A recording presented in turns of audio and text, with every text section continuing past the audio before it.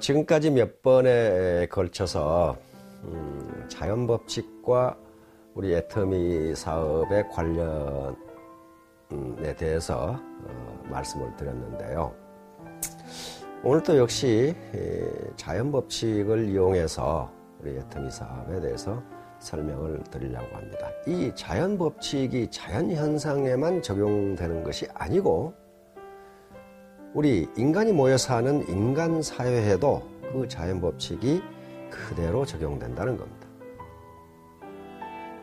그래서 이 자연법칙은 곧 사회법칙이고 이것은 그 사회를 구성하는 모든 인간에게 어느 누구도 예외 없이 적용되는 겁니다. 그래서 이 자연법칙을 아는 게 중요합니다. 오늘은 뉴턴의 운동법칙과 애터미 사업의 관련에 대해서 말씀을 드리려고 합니다. 이런 법칙들은 굉장히 보편적인 법칙이지만은 물리학을 열심히 하지 않으면 모르는 법칙들입니다. 그러니까 우리 애터미 사업자들의 수준은 물리학자의 수준인 겁니다. 자, 뉴턴 하면은 먼저 생각나는 게 사과가 떨어지는 걸 보고 만류 인력을 발견했다. 아마 이걸 기억하실 겁니다. 근데 사과가 떨어지는 걸 본 것은 뉴턴뿐만 아니고 온 세상 인간들이 다 봤을 건데 뉴턴만 그걸 발견했을까? 그것은 관심을 가지고 있었기 때문이에요. 물론 뉴턴 이전에 아주 위대한 물리학자들이 많았어요. 갈릴레오라든가 케플러라든가 등등 위대한 물리학자들이 많았는데 그 물리학자들이 설명하지 못한 것을 뉴턴은 완전히 세계의 법칙으로 설명을 완성해버립니다. 지금 우리가 사는 세계는 사실상 거의 99%가 뉴턴 세계에서 살고 있습니다. 그리고 뉴턴의 사고방식 속에서 살고 있어요. 우리가 모르는 사이에. 자, 우선 뉴턴의 제1법칙은 관성의 법칙입니다. 관성의 법칙은 운동하는 물체는 계속적으로 그 운동을 계속하려고 한다는 법칙입니다. 그러니까 뉴턴 역학이 나온 이후로는 물체의 정상 상태는 정지가 아니라 운동이라고 봅니다. 그럼 정지된 물체는 뭔가? 그것은 운동량, 다시 말하면 운동 속도가 제로인 그런 상태를 정지라고 보는 거죠. 그러니까 운동하는 물체는 계속적으로 그 운동을 계속하려고 한다는 거예요. 그게 관성의 법칙입니다. 예를 들면 우리가 버스를 타고 갈 때 우리 몸은 버스와 같은 속도로 운동을 하고 있습니다. 이때 버스가 갑자기 급정거를 하게 되면 우리 몸이 어떻게 됩니까? 앞으로 쏠리게 되죠. 그것은 우리 몸은 지금 관성의 법칙에 따라서 계속적으로 앞으로 운동하고자 하는 힘을 가지고 있기 때문에 그래요. 이게 관성입니다. 이걸 애터미 사업에 적용하면 이런 시스템 참석도 열심히 하고 애터미 사업에 대한 공부도 열심히 하고 후원도 열심히 하고 강의도 열심히 하고 하는 사람은 그 관성이 붙어서 그걸 계속 열심히 한다는 거예요. 그렇게 되면 역시 소득 상승과 직급 상승도 빨라지죠. 그게 관성이에요. 그러나 이걸 한 번 안 하면 속도가 제로가 돼버리면 계속 하기 싫다는 거예요. 이게 관성의 법칙입니다. 두 번째는 가속도의 법칙입니다. 우리가 자동차를 스타트할 때 처음에는 슬슬 가다가 점점 악셀레이터를 밟으면 속도가 빨라지는데 그건 가속도가 붙기 때문입니다. 근데 그 가속도는 외부에서 가한 힘에 비례하고 그 다음에 그 물체의 질량에 반비례합니다. 다시 말하면 지금 골프채로 골프를 친다고 합시다.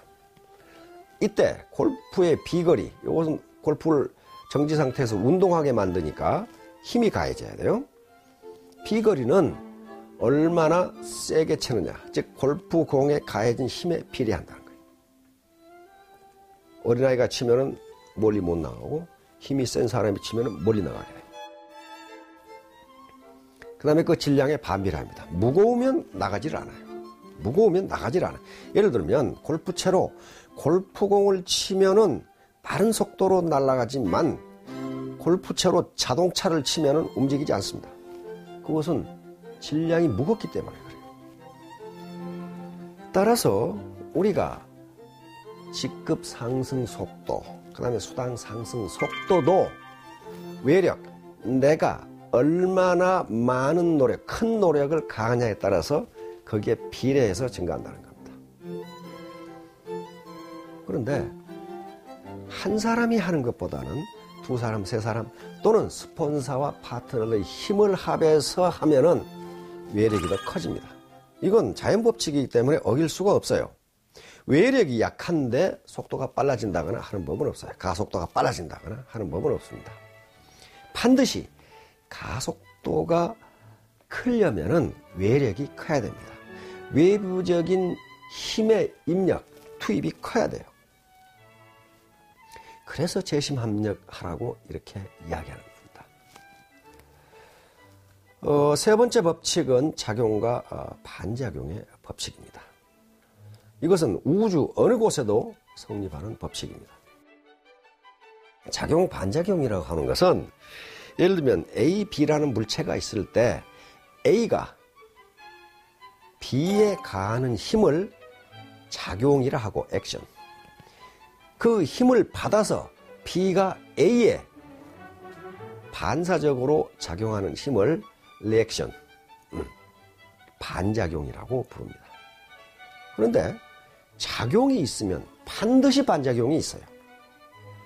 그리고 그 반작용의 크기는 작용의 힘과 같고 방향은 반대가 됩니다. 이건 자연법칙이기 때문에 예외가 없어요. 예를 들면 우리가 기분 나쁘다고 바위를 주먹으로 치면 바위가 가만히 있는 것 같은데 내 손이 아파. 왜 아플까요? 그건 반작용 때문에 그렇습니다. 내가 10이라는 힘으로 바위를 치면은 바위는 가만히 있는 것 같지만은 10이라는 힘으로 나를 칩니다. 이게 반작용이에요. 그래서 더 기분 나쁘다고 더 세게 치면 바위도 더 세게 치기 때문에 더 아파. 이게 반작용이에요. 그러니까 작용이 있으면 반작용이 있을 수도 있고 없을 수도 있다. 그렇게 되는 게 아닙니다. 반드시 반작용이 있어요. 그런데 이 작용과 반작용의 법칙은 인간 사회에도 그대로 적용된다는 거예요.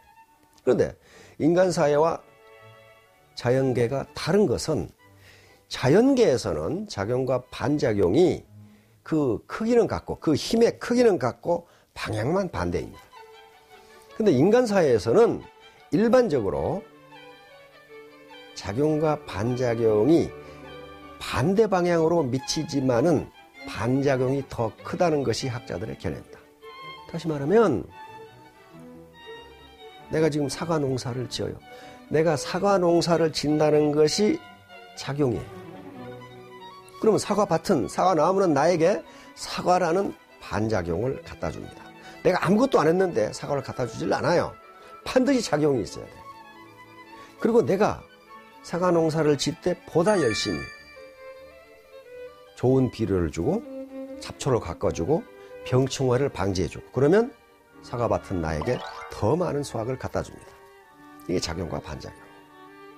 작용과 반작용. 뿌리지 않았는데 거둘 수는 없어요. 작용, 뿌리는 행위, 즉 작용이라는 것이 있어야 거기서 수확이라는 반작용이 나옵니다. 아무것도 안 했는데 그걸 거둘 수는 없어요.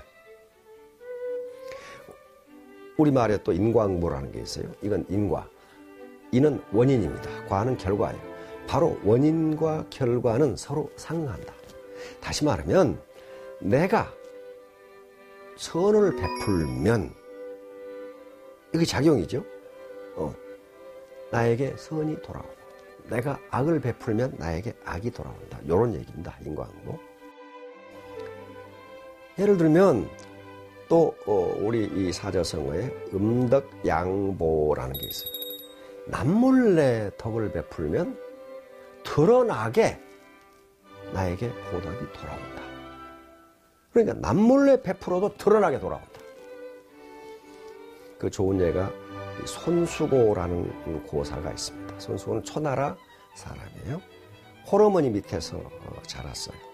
그런데 어느 날 손수고가 어린애 때 들에 갔다 오더니 울면서 밥도 안 먹고 그렇게 있으니까 엄마가 물었어요. 왜 넌 밥도 안 먹고 그렇게 울고 있느냐 그랬더니 옛날부터 양두사, 그러니까 머리가 2개 달린 뱀이 있죠. 돌연변이겠죠, 오늘날 개념으로는. 머리가 2개 달린 뱀을 보면 죽는다고 합니다. 내가 그런데 오늘 들에 가서 그 양두사를 보았습니다. 그러니 나는 곧 죽을 겁니다. 그러면서 밥도 안 먹고 울어. 그러니까 그 어머니가 물었어요. 그래서 그 양두사를 어찌했느냐 그랬더니 다른 사람이 보면 다른 사람도 죽을 것 같아서 내가 그 뱀을 때려 죽여서 땅에 묻어버리고 왔습니다. 이렇게 대답했단 말이에요. 그러니까 어머니가 너는 죽지 않을 것이다. 옛날부터 음덕양보라는 말이 있지 않느냐. 남몰래 덕을 베풀면 드러나게 보답을 받는 법이다. 그래서 용기를 내서 공부를 하고 그렇게 해서 결국 초나라 재상이 됩니다. 오늘 같은 국무총리죠. 재상이 됐어요. 그래서 그 당시 왕이었던 초나라 장왕을 춘추시대 춘추 5패 하나로 만들어버린 유명한 재상이 됩니다. 이게 음덕양보예요. 나만 보고 죽을 게 아니라 다른 것도 보고 죽어라 하고 놔둔 게 아니고 다른 사람도 보면 죽을 것 같아서 내가 때려 죽여서 땅에 묻어버리고 왔습니다. 이게 음덕이랍니다. 자, 그렇듯이 이게 애터미 사업에서 그런 게 있단 말이에요. 다시 말하면 내가 남몰래 누가 알아주지 않지만은 파트너들을 후원하고 강의를 해주고 컨설팅을 해주고 이건 음덕입니다. 내가 이렇게 합니다 하고 과시하지 않고 그렇게 계속 해주는 거. 그러면 내 차비 들어가고 밥값 들어가고 이게 손해인 것 같은데 손해가 아니라는 거예요. 드러나게 보답을 받는다는 거예요. 반대로 그 머리 굴려가지고 얄팍하게 자기 이익 조금 더 벌려고 라인 이동을 시킨다든가 또는 배팅을 쳐서 인터넷에 갖다 내가 판다든가 당장 조금 이익을 보겠죠. 그러나 그런 행위들은 드러나게 재앙을 받습니다. 이건 자연법칙이니까 피할 수가 없어요. 통상 그런 행위를 하는 사람들이 머리가 상당히 잘 돌아가요. 잘 돌아가는데 그건 꼼수에 불과합니다. 자, 이제 결론을 맺도록 하겠습니다. 지금까지 뉴턴의 운동법칙 3가지에 대해서 말씀을 드렸는데요. 사업 현장에서도 이런 현상이 나타날 수 있으리라고 봅니다. 관성의 법칙, 가속도의 법칙, 그리고 작용, 반작용의 법칙입니다. 스폰서와 이 파트너들이 모여서 혹시 시간이 나시면 이 3가지 법칙이 어떻게 애터미 사업 현장에서 나타나고 그 결과가 무엇인지에 대해서 한번 논의를 해보시기 바랍니다. 그래서 혹시 자신이 깨닫지 못한 점이 있다거나 또는 나쁜 점이 있다면은 그것을 개선하는 기회로 삼을 수도 있을 겁니다. 그리고 저는 우리 애터미 사업자 여러분에게 무한한 감사를 드립니다. 여러분들이 있어 제 인생 제 2막이 아주 보람있는 인생이 되고 있습니다. 여러분들은 제 동반자이고 또 어떤 측면에서는 제 연인입니다. 아주 잊을 수 없는 연인이에요.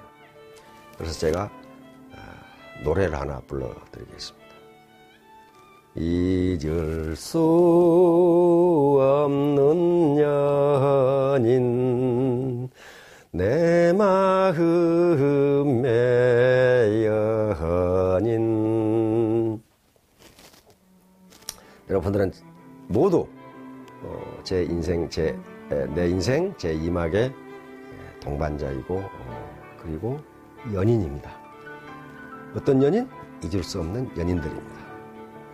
우리 모두 정의로운 방법으로 그리고 선한 방법으로 도덕적인 방법으로 돈도 벌고 직급도 올라가고 그렇게 되기를 기원합니다. 만물이 가장 왕성하게 생육하는 성장하는 이 6월에 제 연인인 우리 애터미 회원 여러분들의 사업도 가장 왕성하게 성장하는 그런 시기가 되기를 기원합니다. 감사합니다.